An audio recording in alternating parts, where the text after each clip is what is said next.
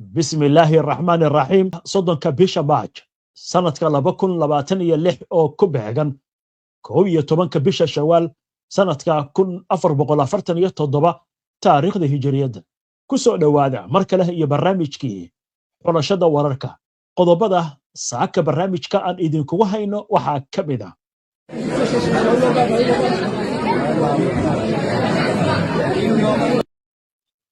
waa baarlamaanka Israa'iil oo xalay lagu kala cararay kadib markii xildhibaanada oo kulan lahaa la maqlay seeriga digniinta ka bixiya gantaalada kaas oo ka dhashay gantaalo Iiraan ay soo riday wasiir ka tirsan xukuumadda Israa'iil oo si dirqi ah uga badbaaday sawaariikh Iiraan ay soo riday oo ku dhacay goob uu booqanayay xukuumadda Netanyahu oo Mareykanka ku qalqaalinaysa in saldhigyadiisa ciidamada uu ka soo raro bariga dhexe uuna ku soo wareejiyo Israa'iil ciidamada Iiraan Xuutiyiinta iyo Xisbullah oo weeraro isku mar ah ku qaaday gudaha Israa'iil Mareykanka iyo Israa'iil oo dhankooda weeraro culus ku qaaday Iiraan ra'iisul wasaarihii hore ee Israa'iil Ehud Barak oo si ba'an u dhaliilay xukuumadda Netanyahu isagoo si cad u sheegaya in wax guul ah aan laga gaarin dagaalada ay kula jiraan dhinacyo kala dhammaan wararkan iyo weliba qodobo kale oo faahfaahsan iyo wixii war ah ee soo kordha intaynu hawada ku jirno ayaan idinkugu soo gudbinaynaa barnaamijka xulashada wararka soo dhawaada mar kale daawadayaal waadna ku mahadsantihiin daawashada barnaamijka dagaalka bariga dhexe maantay wuxuu si rasmi ah u galay bishii labaad waxaana lagu soo warramayaa in dagaalkan inkastoo ay socdaan dadaalada ka diblomaasiyadda oo shalay wadahadallo ay ku yeesheen magaalada Islaamabad ee waddanka Pakistan wasiirada arrimaha dibadda ee Pakistan Turkiga Sacuudiga iyo Masar haddana waxa muuqanaya dagaalkan inuu sii xoogeysanayo waliba waxa la leeyahay dagaalka xagga cirka imika waa ka gudbayaayo dhanka dhulka ayaa la filayaa Mareykanku inuu duulaan u qaado arrintan waxa la leeyahay Iiraaniyiinta laftigooda way u diyaar garoobeen xaaladdu marka waxa lagu soo warramaya inay ku socoto meel halis ah haddaba dhanka Iiraan aynu eegno digniin culus ayaa ka soo baxday arrintan waxay la xiriirtaa weerar dheeraad ah oo ay sheegayaan in Iiraaniyiintu ay qaadi doonaan oo waliba ay doonaan goobaha ay baagsanayaan taliyaha ciidamada cirka ee ciidanka ilaalada kacaanka islaamiga ah ee Iiraan ee loo yaqaano IRGC sirriye guuta Majid Musavi ayaa daboolka ka qaaday in dalkiisu dhawaan uu ku dari doono bartilmaameedyo Mareykanka ah oo qiimo sare leh liiska hadda jira ee ay baagsadaan isagoo carabka ku adkeeyay in Mareykanku uusan haysan wax kale oo sameeyo marka laga reebo inuu ka fogaado xuduudaha Iiraan hadalkan ayaa waxa uu jeediyay generaalka reer Iiraan xilli Mareykanka iyo Iiraan ay muujinayaan diyaar garowga in markaasi la wajaho xaalad kasta gaar ahaan dagaal dhanka dhulka ah Iiraaniyiinta ayaa wacad ku maray in Mareykanka cawaaqib xun uu kala kulmi doono haddii uu isku dayo in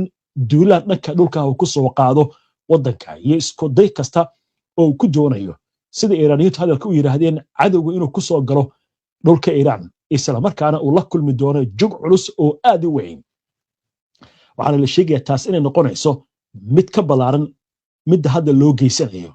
dhinaca kale bayaan ka soo baxay militariga Iiraan ayaa sidoo kale lagu sheegay in waa sida bayaanka lagu yiri falalka gardarrada ah ee Mareykanka iyo Israa'iil ay qatar gelinayaan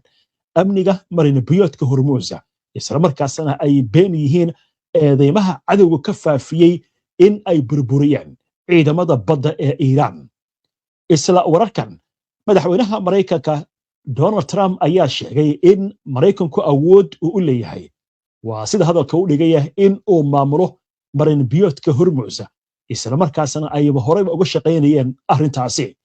isagoo la hadlayay habeennimadii xalay telefishinka Channel 14 ee Israa'iil laga leeyahay Trump waxa uu sheegay in iskaashi buuxa ay la leeyihiin Israa'iil kaasi oo ku tilmaamay mid adag waxaana uu tilmaamay in xiriirkoodu uu yahay mid aad u wanaagsan oo jooga heerkii ugu sarreeyay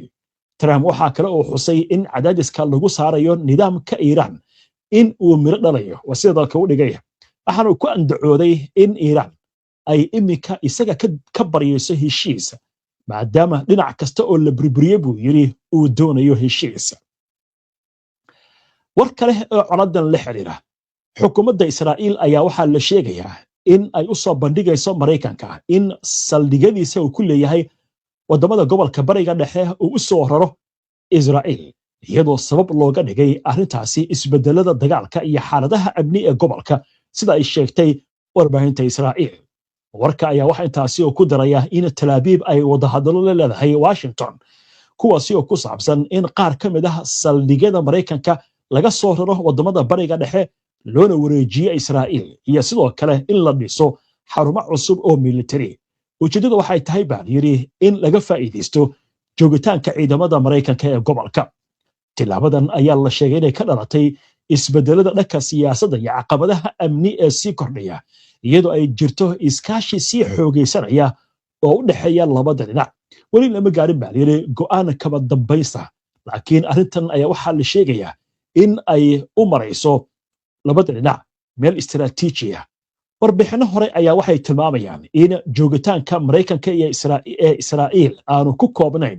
iskaashi fudud laakiin ay jiraan saldhigyo baqaaro hubka iyo xarumo qarsoodi ah waxaan intaasi sii dheer iskaashi military mid sirdoon iyo mid kasaadka oo aad u ballaaran oo u dhaxeeya labada dhinac halkan waxay inaynu dul istaagno arrintan waxa la leeyahay waxay noqon kartaa laba qodob waa midda koowaad Israa'iil oo cabsi weyn soo food saartay saddexdii maalmood ugu dambeeyay waxaynu maqlaynay ciidanka Israa'iil qarka inay saaran yihiin burbur waxa ka hadlay abaduulaha ciidanka Israa'iil Eyal Zamir waxa kaloo ka hadlay hogaamiyaha mucaaradka Yair Lapid waxa leeyahay marka Israa'iil waxay isku furtay dhowr furin oo kala duwan Syria Lubnaan Iran daanta galbeed ee la haysto Xuutiga iyo Gaza meeshana ciidan loo geeyo qatarta jirta marka waxay tahay in Israa'iil laga yaabo weerar dhulka in lagu soo qaado dhanka Suuriya laga soo galo dhanka Lubnaan laga soo galo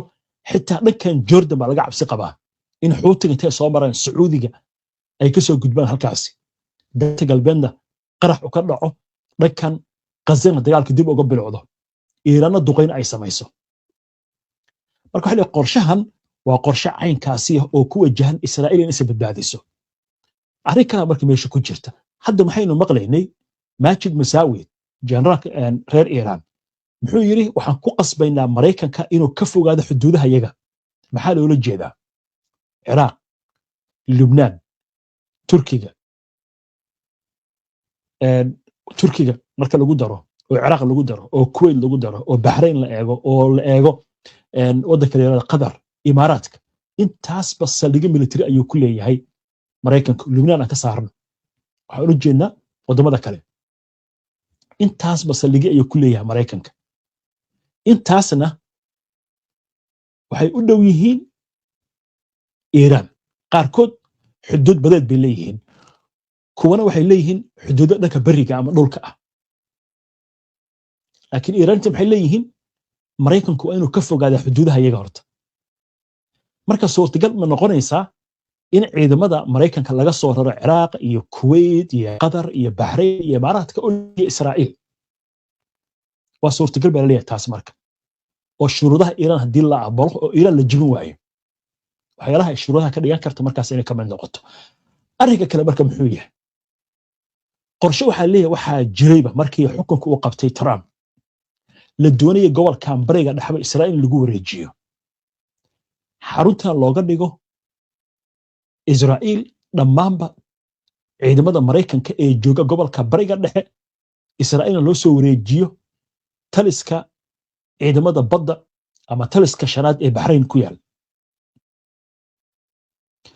Mareykankuna qalabkaas military iyo maraakiibta iyo saldhigyadaas iyo qalabka dhan lagu wareejiyay Israa'iil laakiin asaga xoogga u saaro dhankan Latin America iyo Canada iyo Greenland iyo meelahaas arrintu laakiin waxay ku xiran tahay Iiraan bay ku xiran tahay haddii Iiraan la jibiyo qorshahaasi waa hirgeli doonaa baa leeyahay laakiin haddii iiraan la jibin waayo israa'iil ayadaa markaas waxay u baahan tahay in la difaaco marka qorshahani markii hore lagu soconayaa oo maraykanka wax alaaliya wax qalab military meesha ka yaal ayaa lagu wareejin doonaa israa'iil oo maraykanku waa iskaga bixi doonaa bariga dhexe mise israa'iil ayaa cabsanaysa oo waxay noqonaysaa in la waardiyo iyada bacdama dhowr jiha isku furtay iyo furino kala duwan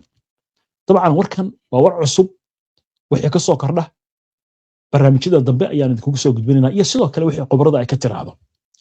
waa hagaag qodobkaas marka laga gudbo waxaan u gudbaynaa markan ra'iisul wasaarihii hore ee Israa'iil Ehud Barak ayaa isna wuxuu ka hadlayaa dhibaatada Israa'iil ay ku jirto iyo dagaalka inay isku guuleysan aynu eegno warkan oo warbaahinta Israa'iil ay qorayso saacadii ugu dambeeyay ra'iisul wasaarihii hore ee Israa'iil Ehud Barak ayaa si adag u dhaleeceeyay habka loo maamulayo dagaalka Israa'iil ay kaga jirto jihooyin kala duwan tan iyo markii dagaaladan ay bilowdeen waxaana uu sheegay in dagaaladan ay ku dhisnaayeen ilaa iyo bilowgiiba mala awaal iyadoo aanay jirin buu yiri suurtagalnimada in laga guuleysto Xisbullah si buuxda Ehud Barak waxa uu tilmaamay in taliyaha guud ee ciidanka Israa'iil Eyal Zamir oo golaha wasiirada u soo bandhigay xog dhab ah oo ay ku jiraan 10 qad oo cas oo sababi kara burbur ku yimaada gudaha ciidanka Israa'iil isagoo dhaliilay aamusnaanta Benjamin Netanyahu ee wax ka qabashada digninahaasi Barak ayaa sidoo kale sheegay in golaha wasiiradu ay ka doodayaan arrimo aan la xiriirin dagaalka waxaana uu tilmaamay waxqabadka xukuumadda inuu yahay mid dayacad ah iyadoo la iska indhatirayo dhibaatooyinka ciidamada kaydka dadka degan waqooyiga iyo ganacsatada inkastoo loo qoondeeyay balaayin shakal ama lacagta Israa'iil ah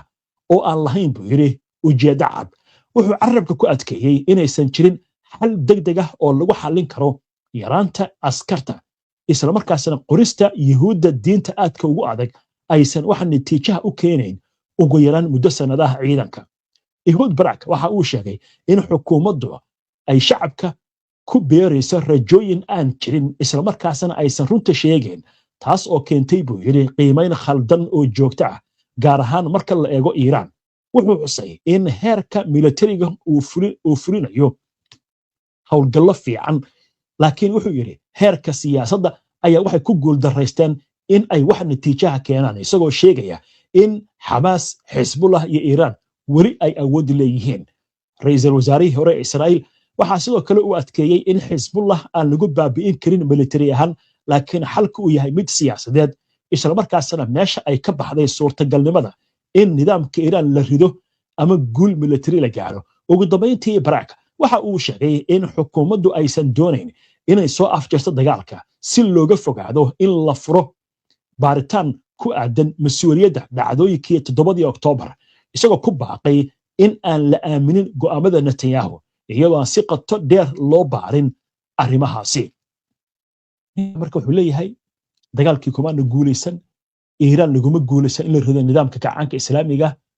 wax suurtagelaya ma jirto uu leeyahay Xisbullahna awoodii bay leedahay Hamas awoodii bay leedahay Iiraan awoodii bay leedahay ninka marka waa ka dayriya xaaladda hagaag qodobka marka laga gudbo alay weeraro wada jir ah ayaa waxa qaaday Xisbullah Xuutiga iyo Iiraan sheekada ku saabsan wixii ka dhacay baarlamaanka Israa'iil xalay iyo kabta iga goyntii ka dhacday waan u soo soconaa laakiin aynu eegno wararkii ugu dambeeyay ee duqeymaha magaalada Eilat ama Rashrash ayaa lagu soo waramayaa in xogaga Xuutiyiintu ay ku weerareen diyaarad nooca drone-iska ah waxaana la sheegayaa sida telefishinka Kanaal 12 uu sheegayo in laga warhelay diyaaradan inay soo gashay hawada inkastoo la qabtay sida uu leeyahay telefishinkaasi waxaa sidoo kale la sheegayaa in weerar kale lagu soo qaaday bartamaha Israa'iil dhanka waqooyigana Xisbullah ayaa weerar gantaalaha ku soo qaaday dhanka Iiraan haddii aynu eegno wakaaladda wararka Faris ayaa shaaca ka qaaday in habeennimadii xalay iyo saakay waa barigiiba Mareykanka iyo Israa'iil duqeymo ay ku qaadeen xarumaha warshadaha kiimikada ee ku yaal magaalada Tabriz ee waqooyiga galbeed ee Iiraan waxa la sheegay in weerarkaasi uusan sameyn wax walxaha sunta ah oo ka soo baxay warshadahan kiimikada laakiin xaaladda la xakameeyay waxaana arrintan ay ku soo aadaysaa iyadoo shalay la duqeeyay xarumaha warshadaha kiimikada ee Israa'iil ee ku yaala koonfurta Israa'iil waa tahay qodobkaas halkaas aynu kaga gudubno waxaan u gudbaynaa goordhow xisbullah oo qaaday weerar culus iyo sidoo kale weerar Israa'iil ay qaaday oo ay la beegsatay ciidamada qaramada midoobay ee ku sugan koonfurta Lubnaan ayaa sababay dhibasho. waxaan kaloo idin hanaa xalay wixii ka dhacay baarlamaanka Israa'iil iyo wasiir ka tirsan xukuumadda Israa'iil oo ka badbaaday si dirqi ah weerar gantaal oo Iran ay soo qaaday. intaan u gudbin wararkaas iyo qodobo kale aynu ku hakanno qadar